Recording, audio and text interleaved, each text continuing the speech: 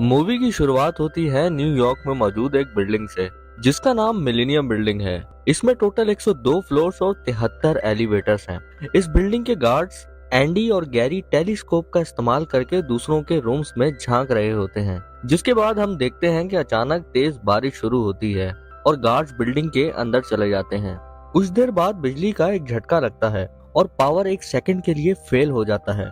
Andy जब bathroom जाता है, गैरी देखता है कि उसकी वॉच अजीब तरीके से काम कर रही है। उसी वक्त एलिवेटर का दरवाजा खुल जाता है। अचानक गैरी का टॉर्च अपने आप ऑन हो जाता है और जब वो इसे बंद करने की कोशिश करता है तो एलिवेटर का दरवाजा अपने आप बंद हो जाता है और उसकी टॉर्च लिफ्ट के अंदर आकर टूट जाती है। जिसके बाद वॉशरूम में खड़े एंडी को गैरी की चीख सुनाई देती है। जब एंडी गैरी के पास वापस आता है तो वो देखता है कि गैरी ने एक टूटी हुई टॉर्च पकड़ी होती है और कहता है कि ये सब एलिवेटर ने किया है, लेकिन एंडी इसे बकवास समझता है और उसे साथ ले जाता है। अगले सीन में हम उसी बिल्डिंग में कुछ प्रेग्नेंट औरतों को देखते हैं जो अपनी योगा क्लास खत्म करके उसी एलिवेटर को यूज करती हैं, लेकिन वो फील करती हैं कि ये एलिवेटर कुछ ज्यादा ही तेजी से नीचे जा रहा है और अचानक से एक खतरनाक स्पार्क होता है और एलिवेटर रुक जाता है। गार्ड्स अलार्म सुनते हैं और कहते हैं कि ये इस हफ्ते में तीसरी दफा हो चुका है, लेकिन जब भी वो एलिवेटर को चेक करते हैं तो उसमें कोई खराबी नहीं होती। थोड़ी देर बाद ही अलार्म ठीक हो जाता है और गार्ड समझते हैं कि एलिवेटर हमेशा की तरह अचानक से खुद ही ठीक हो गया है, इसलिए वो मेंटेनेंस टीम को नहीं बुलाते। लेकिन मजे की बात ये थी कि एलिवेटर अब भी अटका हुआ है और जब औरतें इमरजेंसी बटन या फोन का इस्तेमाल करती हैं तो कुछ भी काम नहीं करता और ना ही उनके फोन्स काम करते हैं।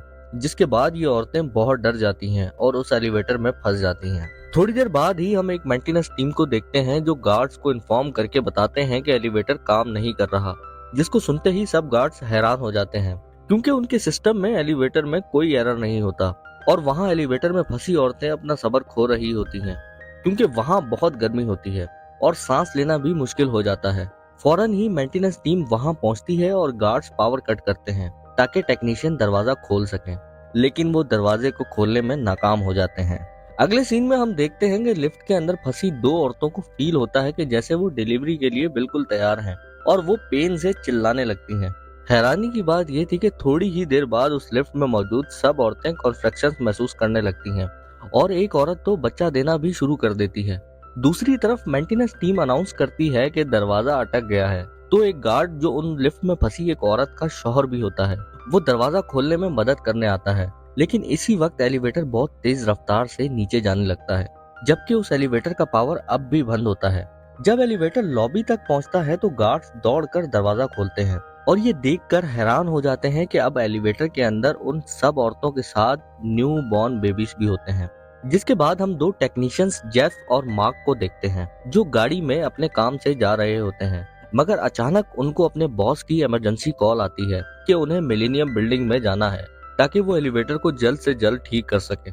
जब मार्क और जेफ बिल्डिंग में पहुंचते हैं तो उन्हें एलिवेटर की प्रॉब्लम के बारे में बताया जाता है और मैनेजर मिलिगन चाहता है कि वो जल्द से जल्द इसे ठीक करें क्योंकि इस एलिवेटर के इंसिडेंट रोज बरोज बढ़ते जा रहे हैं। जिसके बाद मार्क और जेफ को फिर छत पर इंजन रूम की तरफ ले जाया जाता है। जब ये दोनों इंजन को चेक करते हैं तो मार्क कहता है कि शायद कल होने वाली बारिश से इस इंजन पर बिजली गिरी है, लेकिन जेफ मार्क की बात से बिल्कुल भी एग्री नहीं करता और ये दोनों देखते हैं कि यहाँ तो सब ठीक है और सब कुछ चेक करने के बाद वो दोनों वापसी चले जाते हैं। अगले ही सीन में हम एक अंधे आदमी को देखते हैं जो अपने कुत्ते के साथ उस एलिवेटर का यूज करके 30वें फ्लोर पर जाना चाहता है, लेकिन एलिवेटर बिना रुके ऊपर जाने लगता है और फ्लोर नंबर 91 पर रुकता है जो कि उस टाइम पे अंडर कंस्ट्रक्शन होती है। ये आदमी घबराते हुए बहुत सारे बटन दबाता है लेकिन एलिवेटर काम नहीं करता, इसलिए वो बाहर आ जाता है, लेकिन लिफ्ट के दरवाजे फौरन ही बंद हो जाते हैं और वो एलिवेटर नीचे चला जाता है। ये आदमी दूसरे एलिवेटर को बुलाता है ताकि वो वापस नीचे जा सके। थोड़ी देर इंतजार करने के बाद एलिवेटर ऊपर आता है और जब स्क्रीन फ्लोर नंबर 91 अनाउंस करती है तो दरवाजा खुलता है, लेकिन वहाँ लिफ्ट बॉक्स नहीं होता, मतलब कि लिफ्ट खाली होती है। कुत्ता अपने मालिक को इशारा देने के लिए भौंकता है, लेकिन वो आदमी एक कदम आगे बढ़ाकर लिफ्ट में जाने की कोशिश करता है और अंदर गिर जाता है, लेकिन वो एंट्रेंस का एज पकड़कर लिफ्ट के साथ लटक जाता है।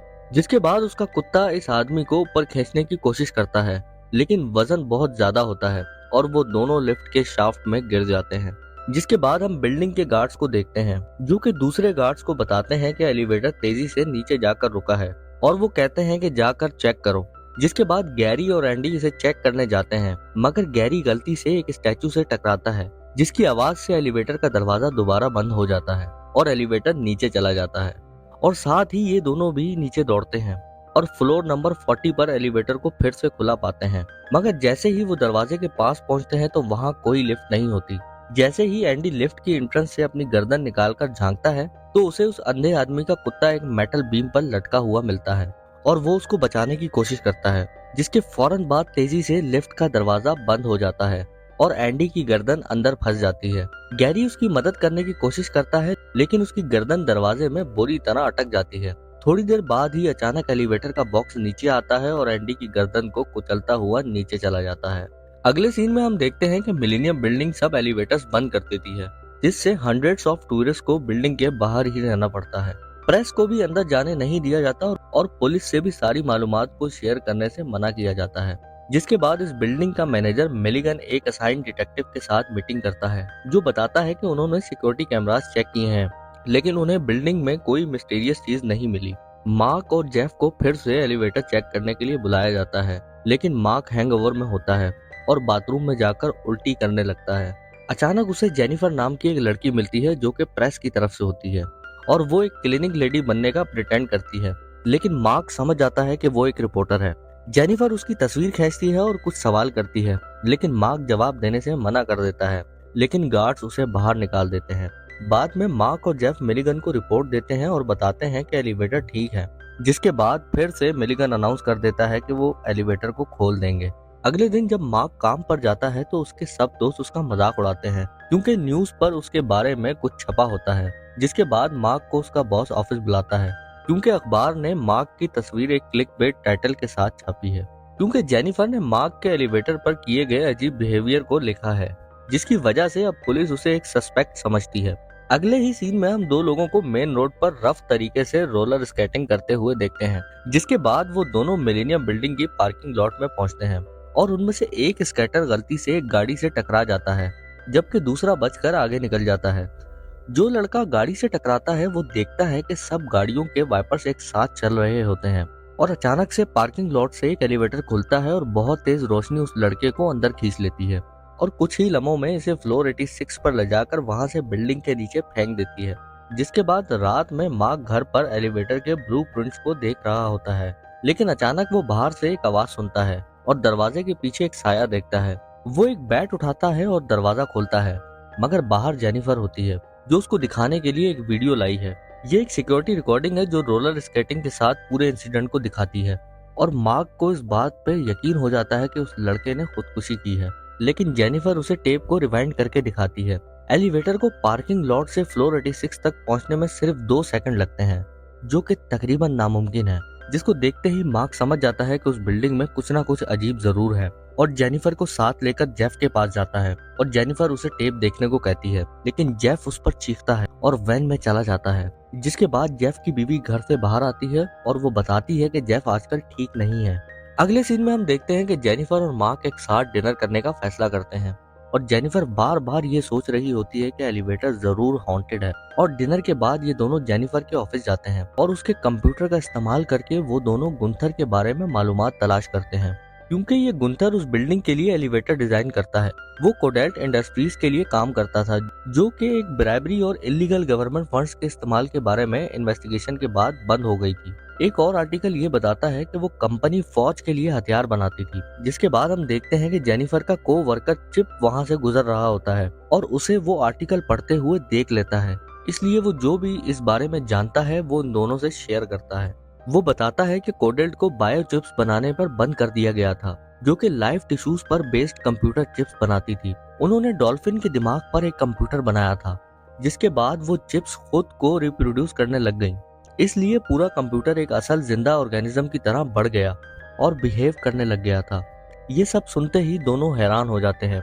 अगले ही दिन जब मिलिगन उस एलिवेटर को यूज करता है तो उसके कंधे पर कुछ खून के कतरे गिरते हैं। जब वो ऊपर देखता है तो उसे हैच खुला मिलता है और अचानक एलिवेटर रुक जाता है। जिसके बाद जेफ का मुर्दा हैच से गिरता है और मिलिगन चीख के दरवाजे से बाहर निकलता है और मार्क को एक कॉल आती है जिसमें बुरी खबर होती है। इसलिए वो और जेनिफर प्रेस कॉन्फ्रेंस की तरफ भागते हैं ताकि कुछ तफसीलात मिल सके। उनके लिए हैरानी का मौका होता है जब गुंथर मिलिगन डिटेक्टिव और मार्क के बॉस के साथ टेबल पर बैठे होते हैं। डिटेक्टिव बताता है कि जेफ एक सस्पेक्ट था और अब वो पूरी तरह से ये समझते हैं कि वो तमाम इंसिडेंट्स में शामिल था। जब जेनिफर गुंथर से बायोचिप्स के बारे में पूछती है तो वो उसे रोक देता है, क्योंकि अगर सबको चिप्स के बारे में पता लगता तो सब उस पर भी शक करते। जिसके बाद हम देखते हैं कि ये दोनों जेफ के घर क्लूज तलाश करने जाते हैं, लेकिन पुलिस पहले ही वहां से सब कुछ ले जा चुकी होती है। जेफ की बीवी कहती है कि उसका कत्ल भी उसके पार्टनर की तरह ही हुआ है। जिसके बाद जेनिफर और मार्क जेफ की पार्टनर की बीवी से मिलने जाते हैं, लेकिन वो दरवाजा नहीं खोलती तो जेनिफर लॉक खोल लेती है। जब दोनों अंदर जाते हैं तो उन्हें एक क्रीपी अल्टर मिलता है जो मर चुके आदमी के लिए बनाया गया है। जिसके बाद जेफ के पार्टनर की बीवी उनके साथ बात करने के लिए तैयार हो जाती है और बताती है कि उसका शौहर बिल्डिंग के अंदर 3 दिन तक उस एलिवेटर में खून में लथपथ फंसा रहा था और वो सोचती है कि उसकी रूह अब भी आसपास है और उसको सिर्फ तभी सुकून आएगा जब वो अपना इंतकाम ले लेगी। अगले ही सीन में हम मिलेनियम बिल्डिंग में कुछ लोगों को एलिवेटर में जाता हुआ देखते हैं। जैसे ही वो अंदर जाते हैं एलिवेटर बहुत तेजी से ऊपर जाता है और इन लोगों के चुने गए किसी भी फ्लोर पर नहीं रुकता। सब लोग रोते हुए चीखते हैं और अचानक एलिवेटर का फ्लोर नीचे से खुलता है और कुछ लोग नीचे गिरते हैं और कुछ लोग लटक जाते हैं। लेकिन एलिवेटर बहुत तेजी से चल रहा होता है और एक के बाद एक सब लोग नीचे गिरने लगते हैं। ये एलिवेटर तेजी से इंजन रूम को तोड़ता हुआ छत से बाहर निकलता है। इतनी मौतों को देखने के बाद एलिवेटर कंपनी का बॉस गुंथर से मिलता है और कहता है कि क्योंकि उसने ये मॉन्स्टर बनाया है अब उसकी जिम्मेदारी है इसे मारना। अगले ही सीन में हम पुलिस फोर्स को मिलेनियम बिल्डिंग के अंदर जाता हुआ देखते हैं और जेनिफर जेफ की वैन चलाकर आती है, जबकि मार्क पीछे छुपकर बैठा होता है। वो कंपनी की एम्प्लॉय बनने का प्रिटेंड करती है, लेकिन पुलिस फिर भी वैन की तलाशी लेने का कहती है। मगर अचानक ही जेनिफर को चिप की कॉल आती है जो उसे बताता है कि बायो चिप्स अब भी ऑन गोइंग प्रोजेक्ट है और अब वो जानवरों की बजाय इंसानों का इस्तेमाल कर रहे हैं। इसी दरमियान मार्क पुलिस से छुपता हुआ वैन से बाहर निकलता है और एक पुलिस ट्रक के नीचे छुपकर बिल्डिंग में घुस जाता है और अपनी मास्टर की का इस्तेमाल करके एक सर्विस एलिवेटर खोलता है और एलिवेटर बॉक्स पर कूदता है ताकि वो लास्ट फ्लोर तक पहुंच सके। जिसके बाद मार्क सीढ़ियों से छत पर चला जाता है और पुलिस वालों से बचकर इंजन रूम में घुस जाता है। वहां वो अपनी की का इस्तेमाल करके मेन एलिवेटर में से एक को एक्टिवेट करता है और एक लैंप उठाकर मार्क लास्ट फ्लोर पर पहुंच जाता है और मेन एलिवेटर में घुस जाता है। पहले तो वो एलिवेटर नहीं चलता, लेकिन जब मार्क एलिवेटर को टच करता है तो एलिवेटर तेजी से नीचे जाने लगता है। बटन्स का इस्तेमाल करने से कुछ नहीं होता, इसलिए मार्क एलिवेटर को रोकने के लिए शॉर्ट सर्किट कर देता है। जिसके बाद मार्क एलिवेटर बॉक्स के ऊपर चढ़ जाता है और वहां बटन का इस्तेमाल करके उसे कंट्रोल करता है। अभी वो कुछ फ्लोर से ऊपर जाता है तो दीवार पर खून से लिखा हुआ एक मिस्टीरियस मैसेज देखकर एलिवेटर को रोक देता है और वहां एक होल में झांकता है और अचानक एक परिंदा बाहर निकलता है तो वो डर जाता है, लेकिन वहां और कुछ नहीं होता, इसलिए वो एलिवेटर के साथ फिर से ऊपर चलता है। कुछ फ्लोर्स बाद वो दूसरे होल पर एक अजीब सा सफेद लिक्विड और ऊपर केबल्स पर चिंगारियां देखता है। जब वो और ऊपर जाने की कोशिश करता है पुलिस इंजन रूम तक पहुंच जाती है और एलिवेटर को डीएक्टिवेट कर देती है। इसलिए मार्क अब केबल्स का इस्तेमाल करके ऊपर चढ़ता है और दीवार में एक कंपार्टमेंट देखता है। जिसके बाद वो उसे खोलने की कोशिश करता है, जिससे इंजन रूम में बॉक्स चलता है और चिंगारियां निकलती हैं और साथ ही इंजन रूम में आग लग जाती है। वहां जब मार्क कंपार्टमेंट को खोलता है तो वहां एक अजीब सी बायोचिप को देखता है और उसको चाकू से बार बार हिट कर मारने की कोशिश करता है, लेकिन पुलिस एक्सप्लोसिव का इस्तेमाल करके एलिवेटर का दरवाजा उड़ा देते हैं और अंदर आकर मार्क को पकड़ने की कोशिश करते हैं, जिसकी वजह से मार्क वहां से भाग जाता है। मगर याद रहे बायोचिप अभी भी जिंदा है। इसी दरमियान हम देख पाते हैं कि गुंथर बिल्डिंग में आता है और मार्क एलिवेटर से बाहर निकलकर पुलिस बॉक्सेस से एक हथियार चुरा लेता है। फिर वो फ्लोर 65 पर जाता है और एलिवेटर का दरवाजा खोलकर बायोचिप को हथियार से मारने के लिए तैयार ही होता है कि गुंथर उसके पास आता है और मार्क को रोकता है। जिसके बाद दोनों के दरमियान लड़ाई शुरू हो जाती है, जिसमें गुंथर मार्क को एलिवेटर शाफ्ट में धकेलने की कोशिश करता है। गुंथर लड़ाई में जीतने ही वाला होता है, लेकिन जेनिफर बीच में आ जाती है जो गन को पकड़ लेती है और गुंथर को सरेंडर करने पर मजबूर करती है। मार्क इस मौके का फायदा उठाकर फिर से पुलिस वाले का हथियार ले लेता है, लेकिन गुंथर दरवाजा ब्लॉक करता है ताकि अपनी अनमोल क्रिएशन को बचा सके। उसी वक्त पुलिस आ जाती है और गुंथर डिस्ट्रैक्शन का फायदा उठाकर जेनिफर को हॉस्टेज बना लेता है। वो अपने आप को फ्री करने के लिए गुंथर के हाथ पर काटती है और दूर भाग जाती है, जिसके फौरन बाद गुंथर को एलिवेटर केबल्स पकड़ लेती हैं और साथ ही मार्क की टांग भी इस केबल में फंस जाती है। जिसके बाद फौरन जेनिफर उसे हथियार फेंक कर देती है और वो उस बायोचिप को तोड़ने में कामयाब हो जाता है। जिसके बाद दोबारा से एलिवेटर पहले की तरह नॉर्मल हो जाता है। जिसके साथ ही इस मूवी का एंड हो जाता है। तो दोस्तों, क्या आप भी कभी इस एलिवेटर में जाना चाहेंगे? हमें कमेंट करके अपनी राय जरूर बताएं। और अगर आपको हमारी वीडियोस अच्छी लगती हैं तो हमारे चैनल को सब्सक्राइब करके बेल आइकन को प्रेस कर दें, ताकि इसी तरह की और भी थ्रिलिंग मूवीज आप तक पहुंच सकें।